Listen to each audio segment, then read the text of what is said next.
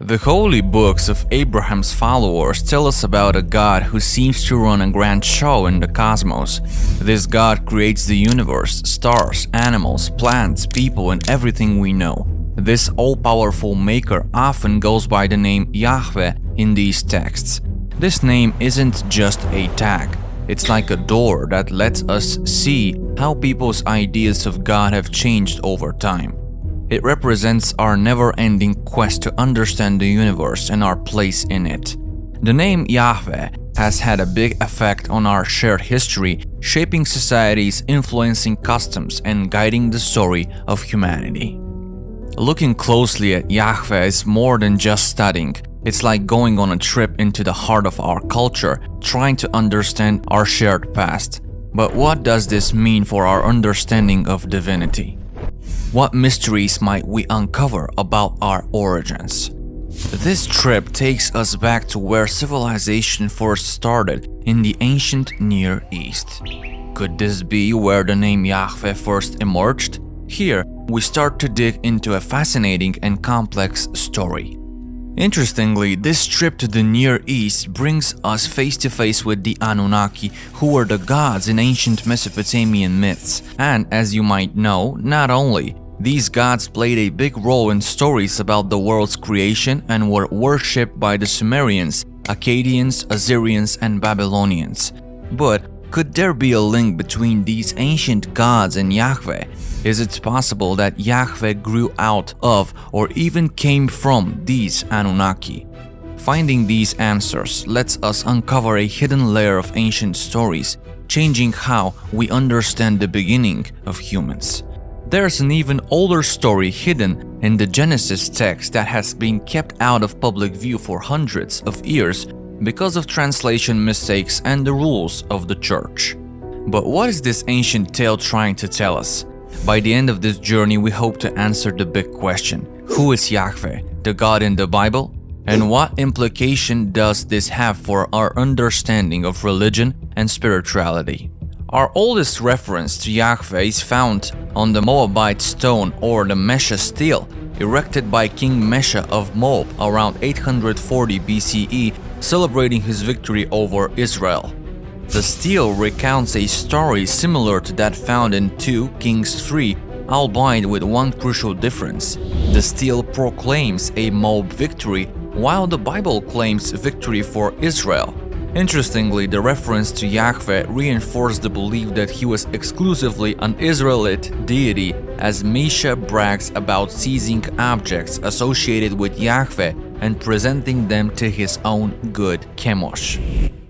Fast forward to 1844, when archaeologist Carl Richard Lepsius excavated the ruins of the ancient city of Soleb in Nubia. Extensive excavations wouldn't take place until 1957, led by the archaeologist Michaela Schiff Giorgini. They found a reference to a group known as the Shasu of Yahweh, inscribed at the base of one of the temple's columns. The reference to Yahweh connected to the Shasu suggested that this god had been worshipped by another group long before the biblical narratives are thought to have occurred. The Egyptians described the Shasu as Semitic nomads, often viewed as outlaws. While attempts were made to connect them with the Hebrews, these claims were rebutted. The reference to the Shasu of Yahweh not only pushes the origins of this deity further back than previously thought, but also states that Yahweh might not have been Canaanite in origin. But if not, then what's the origin of the first Yahweh? One theory suggests that Yahweh was a desert god adopted by the Hebrews during their exodus from Egypt to Canaan. Fire-related imagery in the book of Exodus, along with Yahweh's ability to guide Moses to water sources, underpins this idea. However, many believe that Yahweh originated as a minor god within the Canaanite pantheon and was adopted by the nomadic Shasu during their time in the Levant.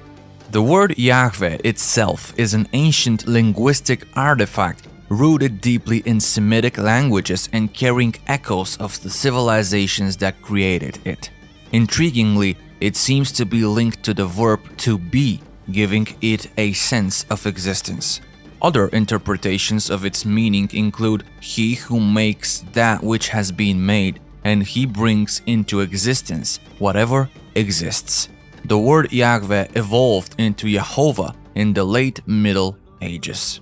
The name Yahweh could also be derived from the Arabic language, potentially indicating a passion or commitment of the deity towards his people, aligning with biblical references to Yahweh as a jealous God.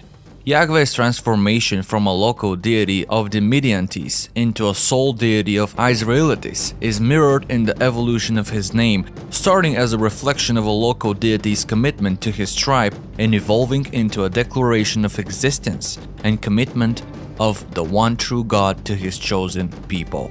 In Judaism, the name of God was considered too sacred to be spoken, so the consonants YHWH were used as a reminder to say Adonai, Lord, instead. The origins of Yahweh remain obscure, with biblical passages differing in their interpretations. After the Babylonian captivity in the 6th century BCE, Yahweh's power was codified and the Hebrew scriptures were canonized during the Second Temple period, including the concept of a Messiah. Yahweh, as the all-powerful creator, preserver, and redeemer of the universe, was later adopted by early Christians who believed that God sent Jesus as the promised Messiah. In Islam, this deity was interpreted as Allah. Now, back in time during the Iron Age, the Israelites in Canaan sought to distinguish themselves from their neighbors by elevating Yahweh above El, the supreme deity. Yahweh's association with the forge, fire, smoke, and smiting made him a suitable deity of storms and war, transforming him from a deity of transformation to one of conquest. Once known for his blessings of fertility and prosperity, El was a highly respected and frequently called upon deity. At the same time, Yahweh was emerging from his origins as an obscure regional god, linked to the wilderness and stormy weather, and becoming a powerful presence within Israel society. The dynamic between El and Yahweh was far from simple, riddled with conflict and integration, and marked with Yahweh taking on roles and traits previously linked to El. Yahweh's rise to dominance is unquestionable, as he transitioned from a local deity to the sole god of Israelites, a process marked by intricate religious evolution and transformation. This transition is clearly mirrored in early Israeli poetry and narrative literature, which often portrayed Yahweh as a militant figure. His elevated status as a national god was mostly cemented through Israel's wars. During times of peace, the tribes would turn to Baal, the god of fertility. However, in times of conflict, they sought help from Yahweh, the divine warrior, looking for triumph. The depiction of Yahweh as a divine warrior is a recurring theme in the Hebrew scriptures, which also form part of the Christian Old Testament. Even the New Testament borrows from this warrior imagery. In the earliest days of Israel, Yahweh was seen as a storm god of war, a powerful deity tied deeply to the elements of nature. This portrayal of Yahweh might have been influenced by the Canaanite religions nearby, which also worshipped storm gods. Given that the people of Israel lived in an area prone to severe weather, it's no surprise they leaned towards a god representing these potent forces. Thus, their worship spread to include gods like El, Asherah, Baal, Utu Shamash, and of course, Yahweh. When they first settled in Canaan, the people practiced ancestor worship honoring the god of the father or the god of the house along with their human ancestors. However, Yahweh was seen as more than just a storm god.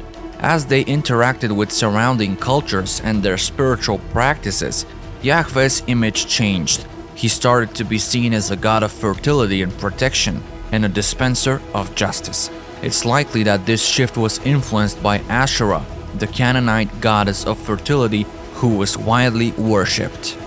Despite Asherah's popularity, her worship sparked major theological arguments. The Israelites, particularly those in the southern kingdom of Judah, were leaning towards monotheism and saw the worship of Asherah as a threat to this emerging belief.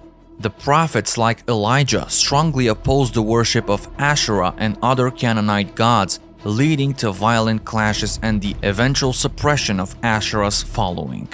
Political factors of the era also played a role in shaping Yahweh's worship.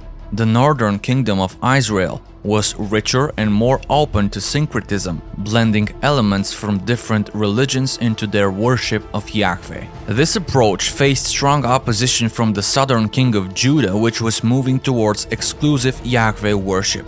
When the Assyrians destroyed the northern kingdom in 1722 BCE, it marked a critical turning point in Yahweh's worship. Refugees from the north joined the southern kingdom, bringing them their blended religious practices, which likely influenced the evolution of Yahweh's image and the development of unique Israelite religious customs. As the people of Israel built their society in Canaan, they wanted to stand out from their neighbors. This led to them prioritizing Yahweh over El, the traditional Canaanite supreme god. However, they didn't fully embrace monotheism yet. The people remained henotheistic through the era of Judges and the Kingdom of Israel. The kingdom split following Solomon's death in 1931 BCE, leading to the creation of the southern kingdom of Judah with Jerusalem as its capital. In Judah, worshipping Yahweh was not a religious act, but it was also a part of their identity. Yahweh was seen as their protector. The people of Judah believed they were chosen by Yahweh, which influenced everything from their religious traditions to their political decisions and cultural ways of life. Yahweh was seen as a warrior god, a shield against enemies, a perception that was likely influenced by the tumultuous times Judah lived in. Surrounded by mighty empires and frequently drawn into their disputes, the people of Judah turned to Yahweh for safety and rescue. Their faith in Yahweh's protective power had a direct impact on everything from their military strategies and diplomatic ties to their domestic policies. In Judah, the worship of Yahweh was supported by the state. The kings of Judah, starting with David and Solomon, were seen as the earthly representatives of Yahweh. They were believed to have been chosen by Yahweh to lead his people, which gave them both political and religious power. They were the protectors of faith, charged with keeping its practices pure and upholding its principles. However, the relationship between Yahweh and the kings of Judah wasn't always smooth.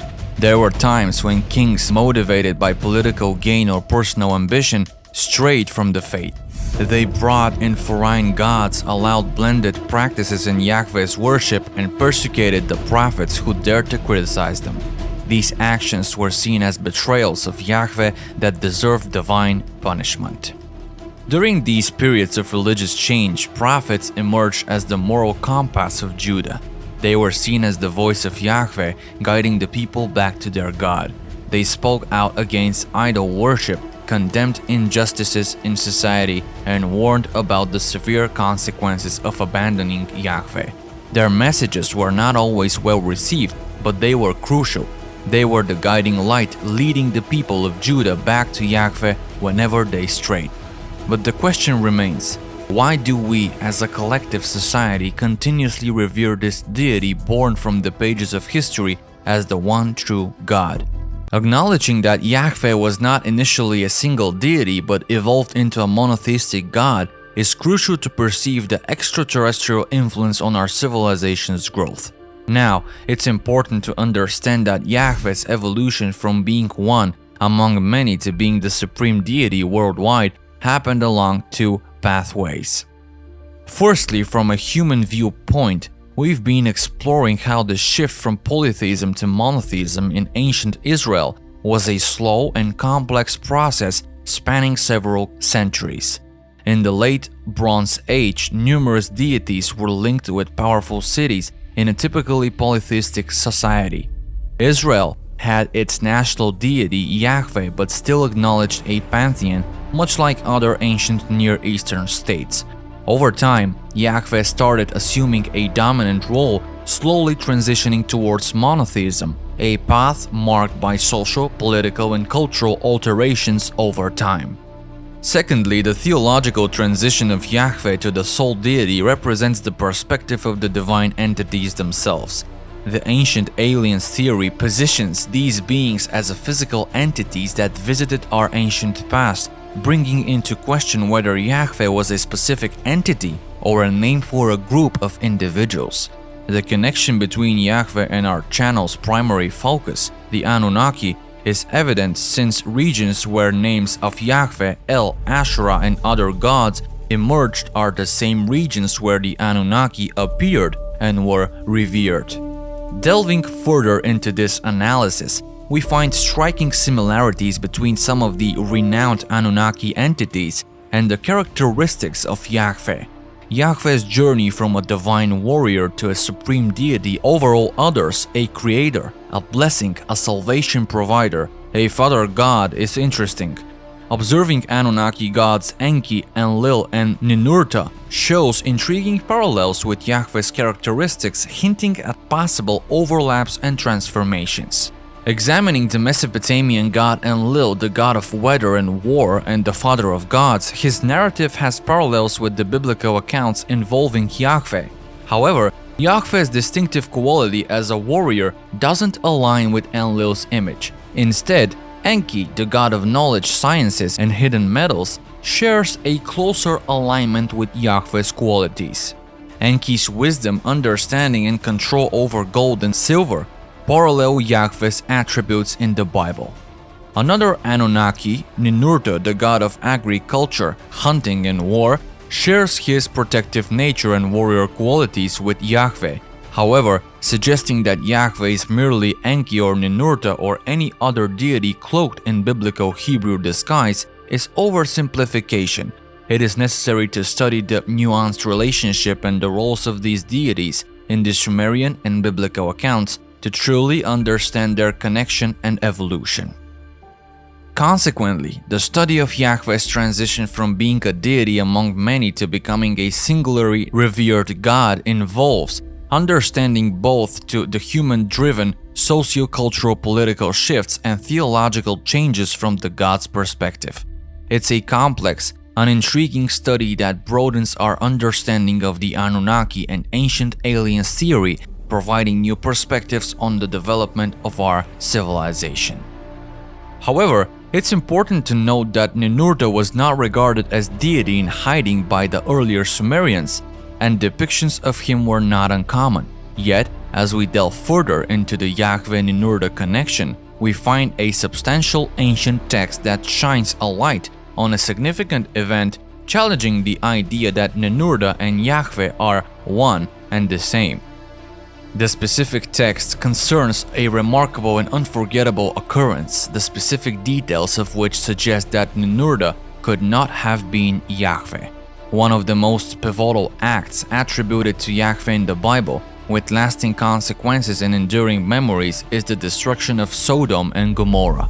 The event is also chronicled in Mesopotamian texts, allowing for a comparison of the deities involved.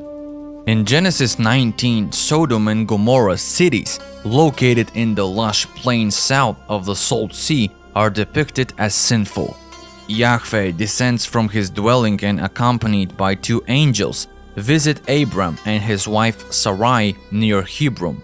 After foretelling that the elderly couple will have a son, Yahweh sends the two angels to Sodom to evaluate the city's sinfulness. Yahweh then informs Abram that if their sins are confirmed, the cities and their inhabitants will be destroyed. Abram implores Yahweh to spare Sodom if at least 50 righteous people are found within its walls. Yahweh agrees to this plea, after Abram successfully negotiates the number down to 10 and departs. The angels, having witnessed the city's wickedness, urge Lot to take his family and escape. Lot asks permission to seek refuge in the mountains, and the angels consent, postponing the impending destruction. Eventually, the doomed fate of the cities is triggered as Yahweh rained upon Sodom and Gomorrah so furious fire from the skies, and he upheved those cities and the entire plain and all its inhabitants and all that which grew on the ground. And Abraham went early in the morning to the place where had stood before Yahweh, and looked towards Sodom and Gomorrah, towards the land of the plain, and he saw smoke rising from the earth like the smoke of a furnace.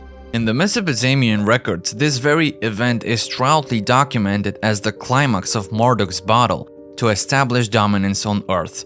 The Mesopotamian text explicitly attributes the upheaval of the sinful cities of Nergal, not Ninurta, given that the Bible asserts that it was Yahweh himself who unleashed the destruction on the cities. Rather than the two investigating angels, it becomes apparent that Yahweh cannot be equated with Ninurta. In his book Divine Encounters, Zechariah Sitchin grapples with the enigma shrouding the identity of Yahweh. He draws a remarkable conclusion. The idea from the Bible that the Elohim, the gods or the Anunnaki, had a god of their own might seem utterly absurd initially, but upon deeper reflection, it seems to make a lot of sense. This leads us to pose a critical question. If the Nephilim were the gods who created man on earth, was it just evolution on the 12th planet that gave rise to the Nephilim? These technologically advanced beings capable of space travel hundreds of thousands of years before us and deriving cosmological explanations for the solar system's creation must have also questioned their origins. This could have led them to what we define as religion, their concept of God, where according to Sitchin, Yahweh isn't an Anunnaki but rather a divine being that even the Anunnaki revered.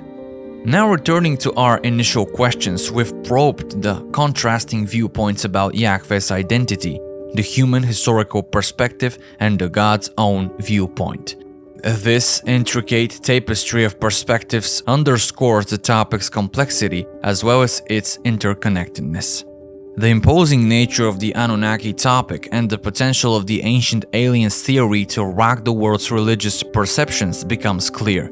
Mainstream religions often fail to inspire a deep, intimate connection with the divinity that permeates, that is, in all things. They tend to project God as a distant, judgmental entity who, despite his proclaimed love for us, keeps tabs on our actions. But in our view, our true spiritual quest leads us inward. It invites us to explore the divine within us when we truly connect with our essence. And an authentic religion is our own inner self linked with everything.